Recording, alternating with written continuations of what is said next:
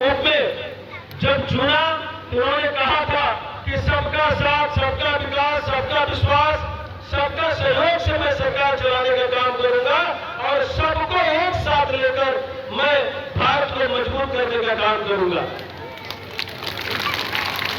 और आदरणीय प्रधानमंत्री जी का पहला योजना था जनधन खाता योजना।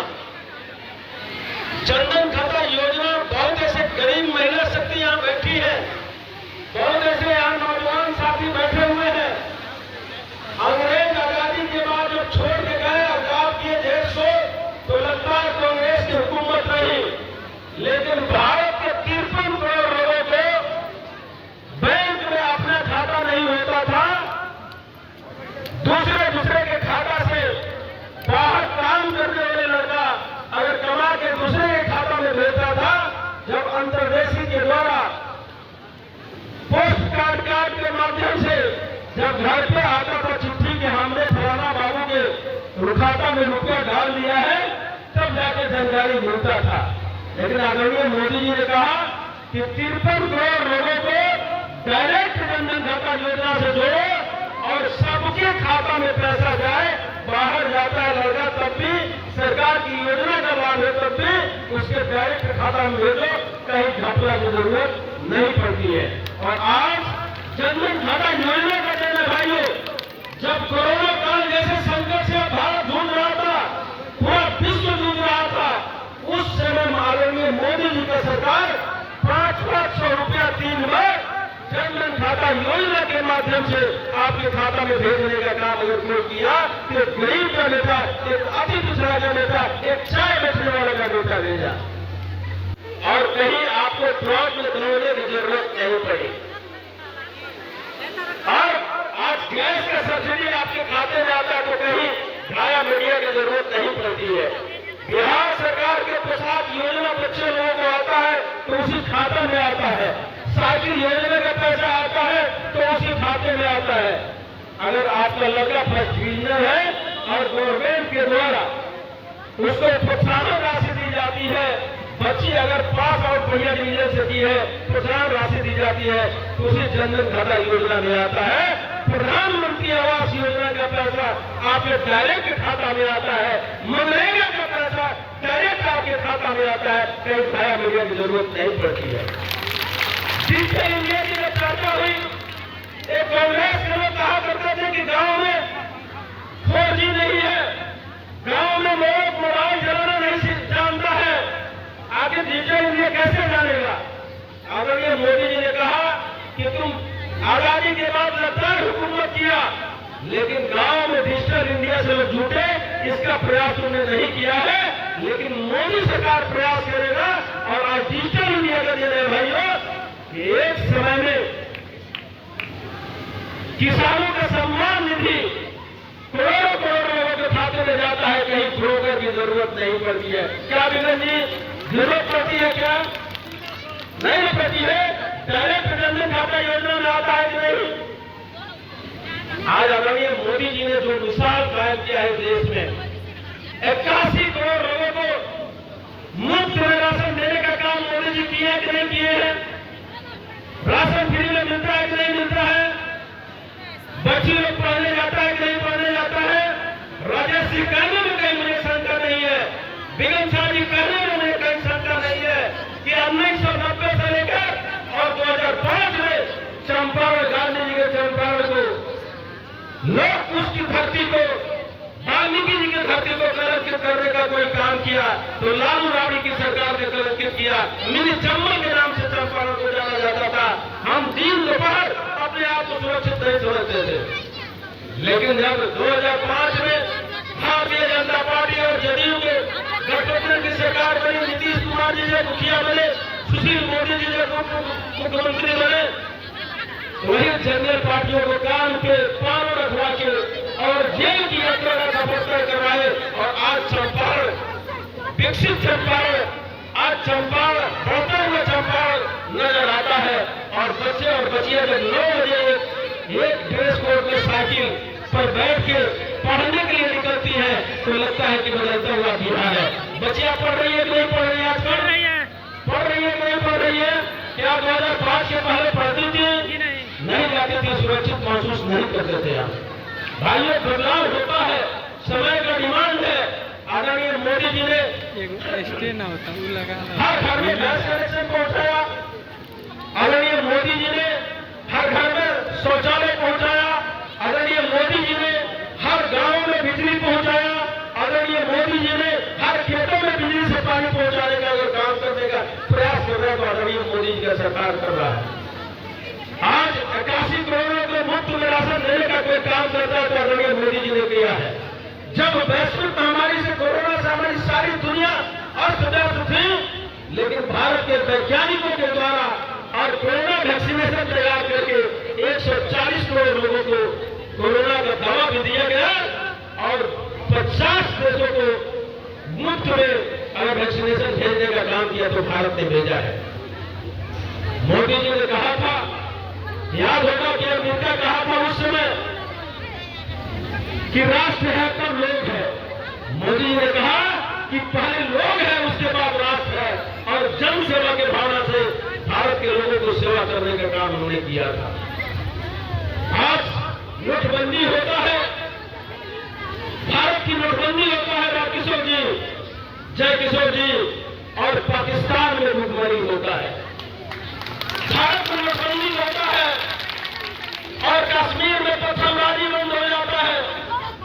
आज भारत का प्रधानमंत्री नरेंद्र मोदी बनते हैं, पाकिस्तान हमारे सैनिकों का काम कार्यकर्ता था, लेकिन आज जरूरत पड़ा आदरणीय प्रधानमंत्री जी सर्जिकल स्ट्राइक करके उन घर में घुस के मारने का अगर कोई काम किया, पाकिस्तान को समाप्त करने का कोई काम किया तो आदरणीय मोदी जी ने किया है।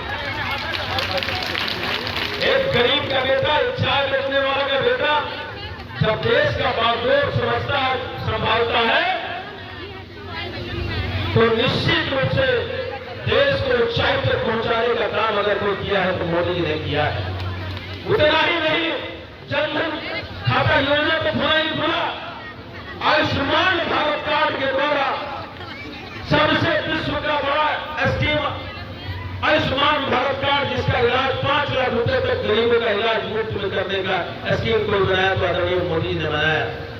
और उतना ही नहीं, 5 दिन पहले कैबिनेट में तय हुआ कि 70 वर्ष से ऊपर के जो वृद्ध हैं और 60 वर्ष से ऊपर की महिलाएं हैं, चाहे किसी जाति वर्ग का लोग हो, चाहे कितना अमीर हो गरीब हो, सबका इलाज मोदी सरकार करेगा।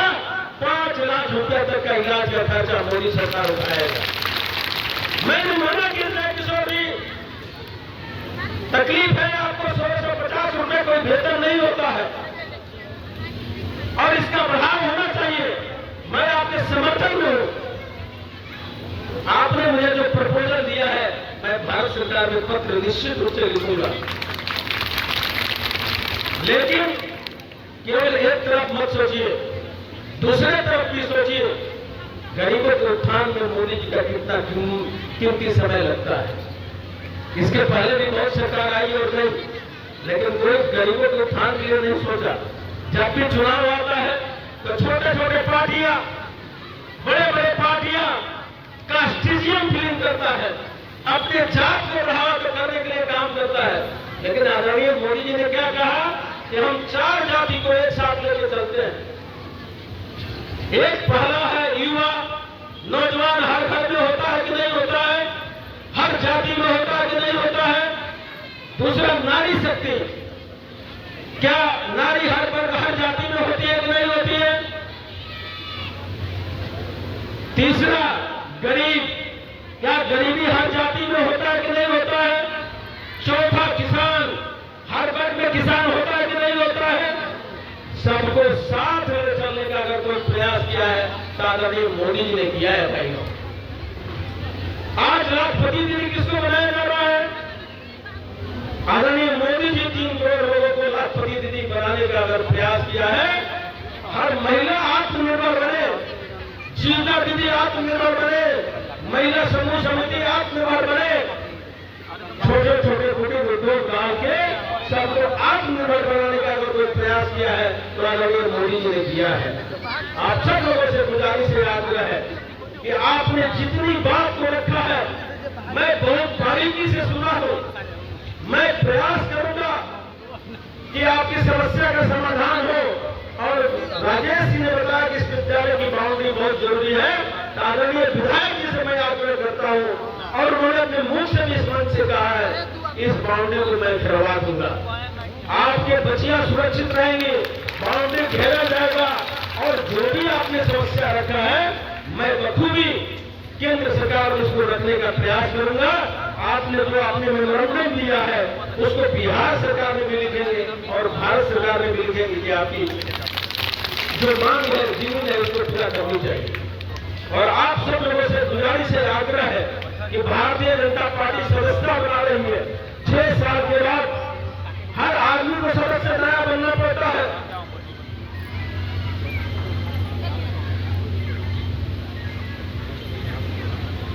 हर मेंबर को नया ढंग से बनना पड़ता है। अगर मोदी जी ने देश का सच्चा सिपाही बनके, सच्चा सेवक बनके सेवा किया है, आदरणीय जेपी नड्डा जी ने देश का सेवा सच्चा मन से किया है। आप सब लोगों से गुजारिश है कि आप भारतीय जनता पार्टी के सदस्य बनके और मोदी जी के हाथ को मजबूत करिए। और 2025 में भी, अभी वर्तमान में भी एनडीए सरकार बिहार में चल रहा है, 2025 में भी एनडीए का सरकार बनाइए। ऊपर से रुपया दिया जाएगा, नीचे खर्च होगा। आप जय किशोर जी बताइए कि जिस प्रदेश में पर्यटक आएंगे और जाएंगे, आमदनी बढ़ेगी कि नहीं बढ़ेगी? क्या मोदी जी ने इस 2024-25 के बजट में विशेष पैकेज दिया है कि नहीं दिया? क्या बिहार का विकास होगा कि नहीं उस विशेष पैकेज से? लेकिन इन कांग्रेस के लोग, एक राजद के लोग, एक कम्युनिस्ट के लोग केंद्र सरकार का विरोध किया, इनको कुछ नहीं रहा था। हमने कहा, टीवी चैनल में मैं गया था, मैंने आग्रह किया टीवी चैनल के माध्यम से कि कांग्रेसी लोग खुल के बताए, आरजेडी के लोग बताए, कम्युनिस्ट के लोग बताए, कांग्रेस के लोग बताए कि क्या बिहार की जनता 2025 में आपसे मतलब रखेंगे कि नहीं रखेंगे? आप जनता के बीच में जाएंगे कि नहीं जाएंगे? अगर आज गया का विकास हो रहा है, आज अगर बक्सर का विकास हो रहा है, अयोध्या का राम मंदिर सज गया, अगर मिथिलांचल सज रहा है तब भी आपको तकलीफ हो रही है। अगर नालंदा जैसे विश्वविद्यालय, जब बिहार का एक गौरव विश्वविद्यालय है, जब आजादी के पहले पूरे विश्व के बच्चे आके वहां शिक्षा दीक्षा लेते थे, उस समय बिहार पूरा हिंदुस्तान का गौरव होता था। अगर उस विश्वविद्यालय को बढ़ाने के लिए अगर धन की राशि दी गई है तब भी आपको तकलीफ होती है। इसलिए आपका बेटा, आपका सिपाही, आपका धरोहर भाई नरेंद्र मोदी जी के नेतृत्व में देश आगे बढ़ रहा है। आप भरोसा रखिए कि नारी शक्ति का सम्मान अगर कोई पार्टी करता है तो भारतीय जनता पार्टी करता है। भारत की संस्कृति और संस्कार को सुरक्षित रखने का कोई काम किया है तो भारतीय जनता पार्टी ने किया है।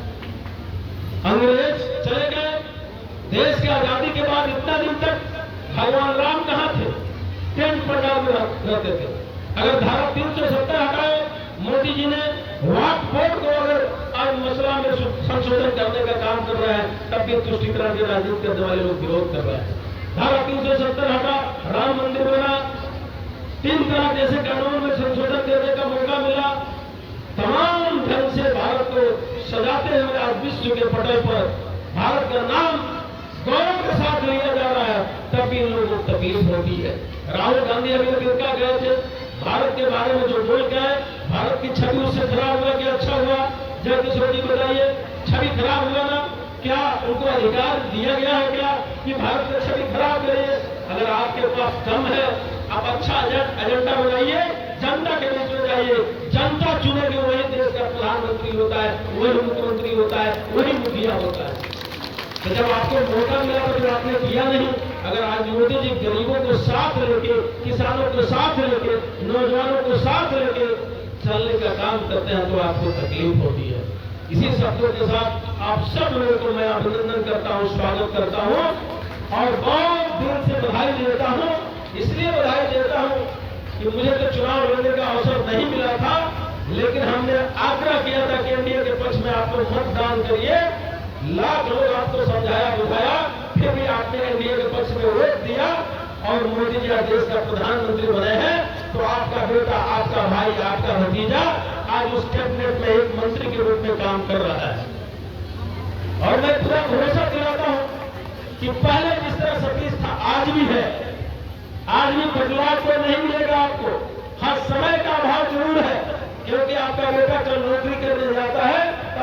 4 से 6 महीने के लिए दूरी हो जाता है। अगर मोदी जी अपने कैबिनेट में मुझे रखा है तो मुझे पूरे देश में घूम के काम करना पड़ेगा। समय का अभाव रहेगा, फिर भी वाल्मीकि नगर सतीश दुबे के दिल में रहता है। कल भी था, आज भी है, कल भी रहेगा। और विकास के मामले में वाल्मीकि नगर पीछे नहीं जाएगा। मैं दावे के साथ कहता हूं कि मोदी जी का तीसरी बार की जो सरकार है, छापुआ से लेकर बगहा तक 4 लाइन का संसद मैंने करवाया है, डीपीआर बन रहा है। अब आप बगहा से जब पटना के लिए यात्रा करेंगे तो 4 लाइन होगा। मैं दावे के साथ कहता हूं कि बगहा से जब उत्तर प्रदेश जाना होगा तो नारायणी नदी में बगहा से उत्तर प्रदेश को जोड़ने के लिए एक पूर्ण संसद हमने करवाया है, जिसका डीपीआर बन रहा है। मैं दावे के साथ कहता हूं कि विकास के मामले में कहीं बगहा पीछे नहीं रहेगा। आप मेरी ताकत है, हम अपने ताकत को पहचानते हैं। हम आपके बेटा है, अपने माँ बाप बेटा भाई से कभी दूर नहीं हो सकता है। मैं भी पूरी तरह के नहीं होगा। आपके बीच में कल भी था, आज भी हूँ, परसों भी रहूंगा। इसी शब्दों के साथ बहुत बहुत बधाई, बहुत बहुत धन्यवाद।